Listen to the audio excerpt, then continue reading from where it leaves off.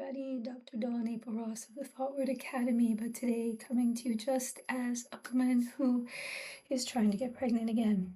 So finally, a video I want to make, and that is success so far.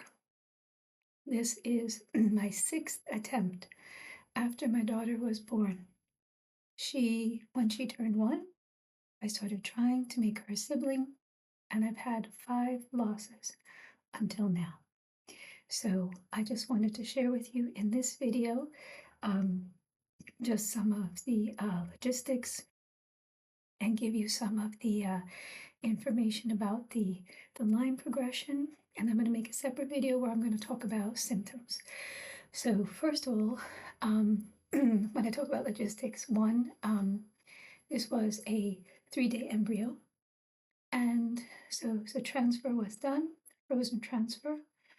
And the protocol has been 3 estrogen patches every other day, progesterone and oil, vaginal and progesterone and estrogen. There's been obviously prenatal vitamins, low dose naltrexone at night, tacrolimus twice a day, and Lovenox. I've been taking the blood thinner as well, the injections every day. So that is what has been the protocol. Besides that, I have decided that for this round, this 2-week wait, I wanted to just be happy, watch funny videos, even the day of the transfer, listening to comedy, watching things, just trying to be in a really good headspace.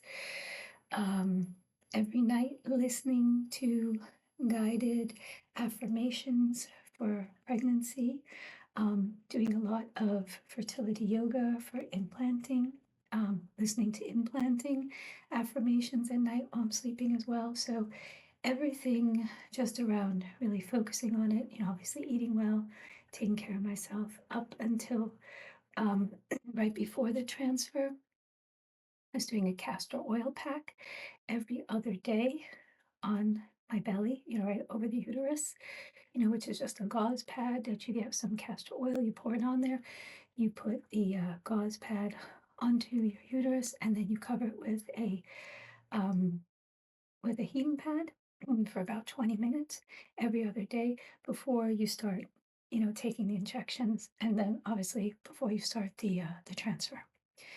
So that's everything that I've been doing. I've also included, besides prenatal, I've been taking omega-3, vitamin D, 6,000 units, taking also B complex and E as well. I think 3,000. So I am a doctor, but I am a therapist. So what I'm sharing with you is just as a woman who is just sharing what I have been doing personally, what's been shared with me, what my doctors have recommended, suggested, prescribed, and that's where I'm at. So with all of that being said, during the 2-week wait, I almost forgot. The other thing is I'm taking, right after the transfer, then I started taking 25 units per milliliter of HCG.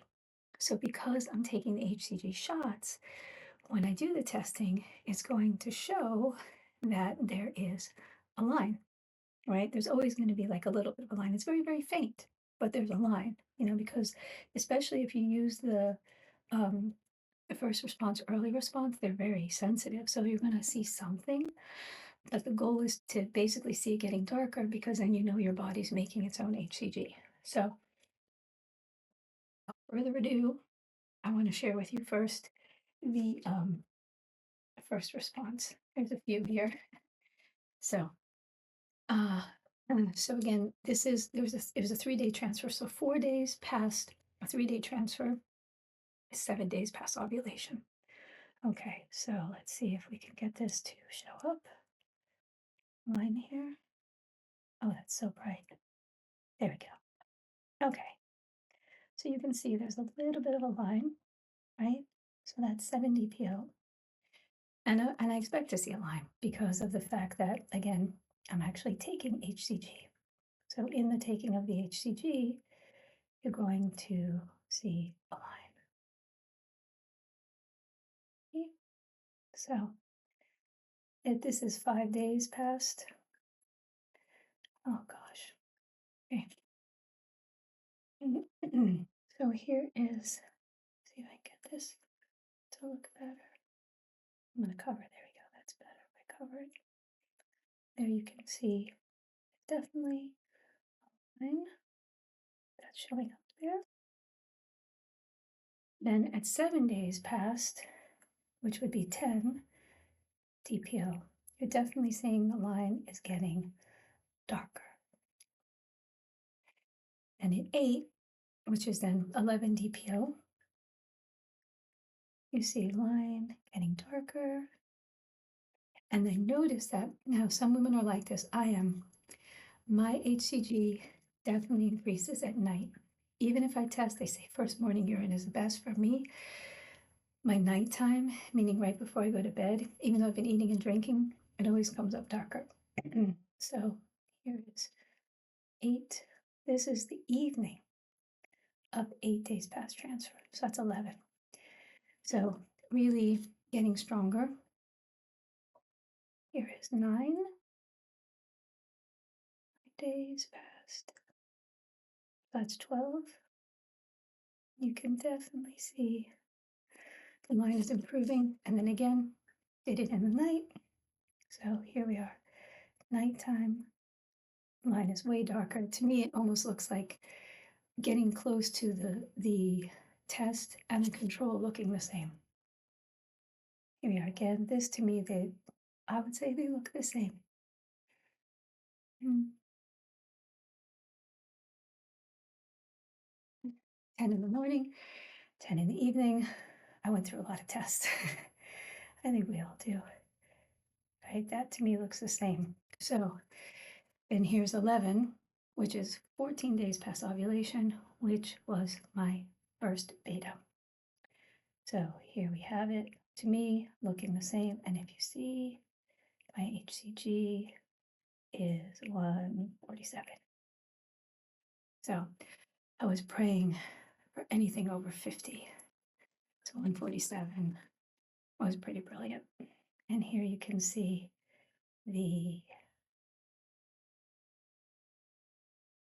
so this is 11 p.m.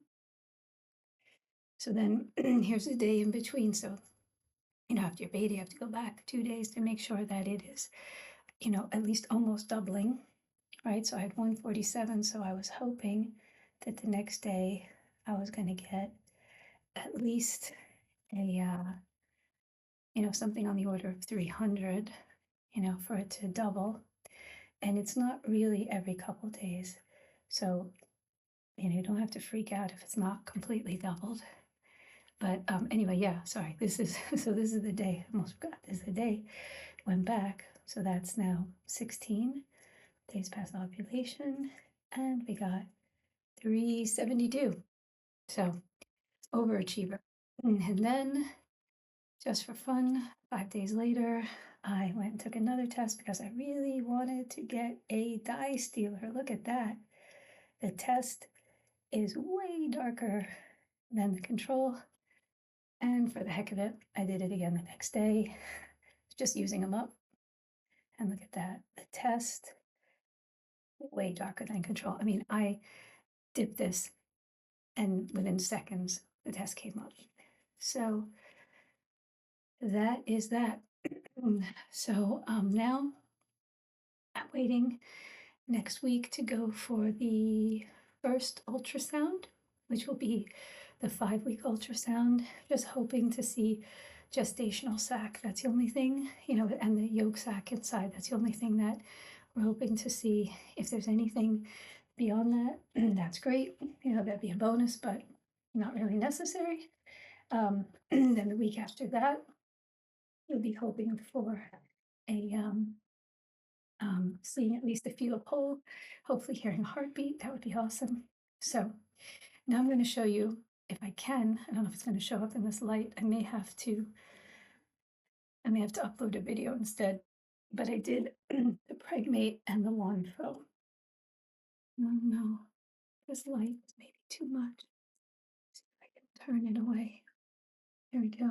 So here you can see, and this is 7 days, 7 days past ovulation. So in the beginning here, you have just, barely showing any kind of line showing up. I really think that the PREGMATE is pretty awful. To be honest, the WONDFO is way more sensitive. So if I was going to make a recommendation to anyone, if you were going to pick one, I would definitely pick the WONDFO over the PREGMATE. Here we are. This is already 9 DPO. You can see the difference. There's more of a faint line coming up on the WONDFO than there is on the PREGMATE. It's 10 DPO, right? And here already we're at 11 DPO, right? Now this 11 DPO, this one I'm doing DPOs. So you can see really, this line that's forming, very faint, very, very faint, but you can see it stronger on the WONDFO. So then we're getting into 13 DPO, which is 10 days past transfer, which is right before my HCG. And I think you can see that that it's coming up. And I was actually running out of tests. I ran out of the WONDFO. You can see a couple. I ended up using a couple easy at home pregnancy tests. You can definitely see the line here getting darker here. Now finally showing up at 14 DPO, right? That's when I had the beta, and now you see it's really showing up. It's getting darker here. Oh, over here. Oh, everything is mirror image. So see here. Now this, of course, by these numbers, it's getting crazy. But when you look here, even at on this side here, the 16 DPO, right, which is 13 days, that's when I had my second. But see, surprisingly, it really, even though my numbers were so high, it really didn't get so much darker, until here, until this one here, right, which is the 15 days past transfer. And then, of course, we come down here, and now you get crazy lines, 20, 21, 22, so I stopped after that. But, honestly, I think all of us kind of go a little kooky with doing the tests. And, I was doing these just to say, okay, I know that the first response are very sensitive. And because of the fact that I was doing, that I was taking the HCG injections, I wanted to see that if I took the tests that were less sensitive, if something was coming up, then I felt that that was showing me that I must have been making something on my own or something was happening, because I always expected to see a line with the first response, but not so much with the other ones. But in comparison, I would say the WONDFO was very sensitive. I saw a lot more on that than I did with the PREGMATE ones. But so this was line progression, and hopefully, this, you find that this is helpful, and that you see that perhaps this looks similar to what you're experiencing as well. And it's harder when you're taking the HCG injections, because you're always going to get a positive. So waiting to just see those lines get darker, which, any of us do anyway, because, you don't want to see them get lighter and have a chemical pregnancy. I've had plenty of those.